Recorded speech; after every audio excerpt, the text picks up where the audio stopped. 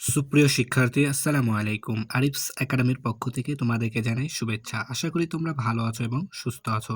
আজকে আমি তোমাদের গণিত বইয়ের পৃষ্ঠা নম্বর 18 এর 3 নম্বর অঙ্কের সমাধান করে দিব। ঠিক আছে? তাহলে চলো শুরু করা যাক। তো প্রথমে 1 নাম্বারটা।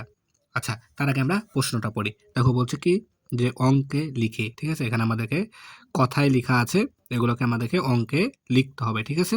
তাহলে চলো 1 নাম্বারটা দেখো বলছে 30,605। ঠিক আছে? 30,000। ঠিক আছে? তাহলে আমরা কিন্তু এর আগে শিখেছিলাম এরকম। ঠিক আছে না? টেকনিক খাটাই করতে হবে, তাই না? তাহলে একক, দশক, শতক, হাজার, অযুত। যেহেতু 30,000 বলেছে, তাহলে 30,000। ঠিক আছে না? তারপর 600, একক, দশক, শতক। শতকের হতে 6, তাই না? 605, শুধুমাত্র 5, তাই এখানে শূন্য দিয়ে দেবো। ঠিক আছে? তাহলে 30,605।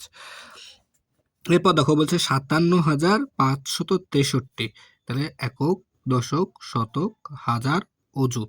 ঠিক আছে? তাহলে 57,000, 5 10 7, 57,000। তাহলে 500, তাহলে একক, দশক, শতকের ঘরে 5, 63, 6 10 3, 63। ঠিক আছে? এরপরে 3 নাম্বার 87,007। ঠিক আছে? 87,007। তাহলে একক, দশক, শতক, হাজার, অযুত।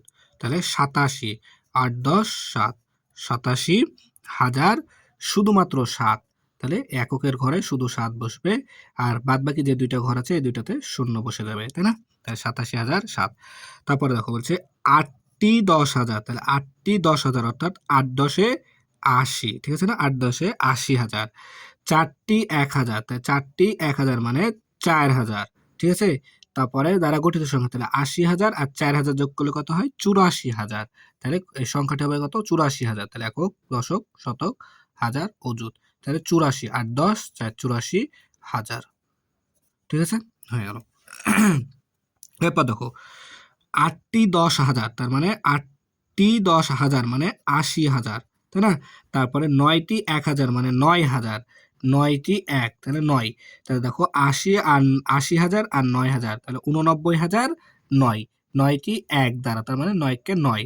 তাহলে 89,009, তাই না? 89,009 হবে। তাহলে একক, দশক, শতক, হাজার, অযুত।